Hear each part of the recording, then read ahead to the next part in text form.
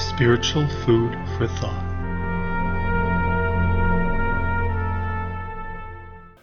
Welcome back to Spiritual Food for Thought, continuing a series on the Sabbath.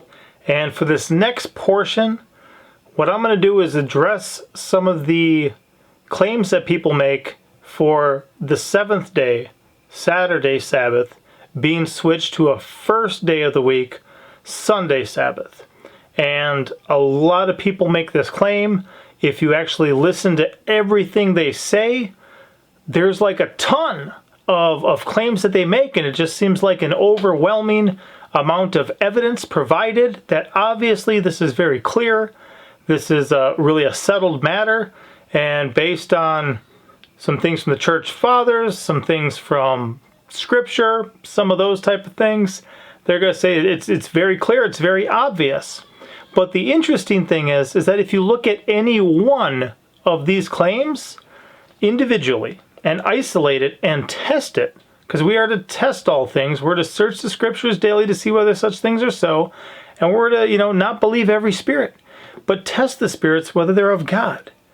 And when we do that, we find that each one of these actually falls apart, and it doesn't really work. So if we step back and just listen to what we hear, it seems like a giant wealth of information and evidence that would validate this claim. But when we look at them individually, it falls apart. So the first one is, people say this all the time. And they say Sunday, and they say the Lord's Day. They say the Lord's Day. And if we look up the Lord's Day in Scripture, you're going to find once in the New Testament, it shows up at the beginning of Revelation. Here's the verse. Revelation chapter 1, verse 10. I was in the Spirit on the Lord's day, and heard behind me a great voice as of a trumpet. That's it. That's it. That's the verse. Does it mention anything about a day of the week? Does it mention anything about a Sabbath? Anything about a gathering of believers? Anything about anything? No. It simply says, I was in the Spirit on the Lord's day.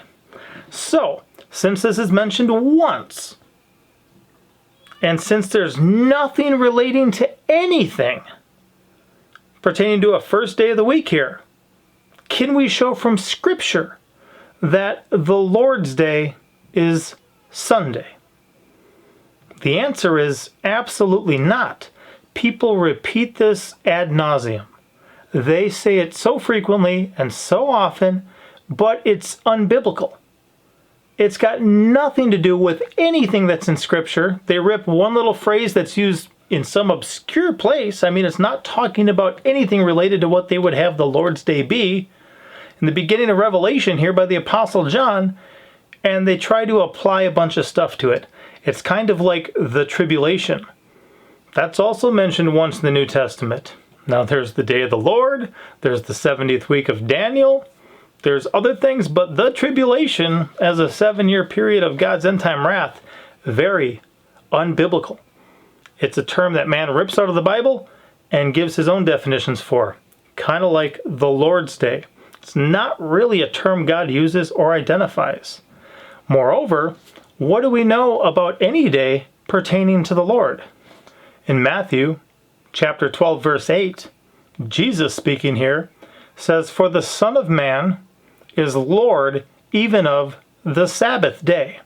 So the day that he's Lord of is the Sabbath day, according to his own testimony.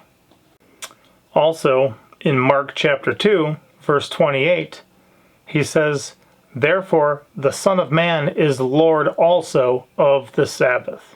So we see this by the mouth of two different witnesses, being two different scripture verses in the New Testament, both spoken by our Messiah, Jesus, the Lord.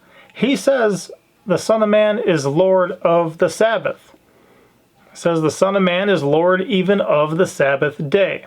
So if there is a day pertaining to him, it's going to be the Sabbath. It's not that Sunday is the Lord's Day. That is unbiblical. I'm going to try to head through these slowly and individually. That's just the first one of these claims. I'll be back next time with another, but hopefully that's some worthwhile food for thought. Be blessed. Thank you for watching. Don't forget to like, comment, and subscribe.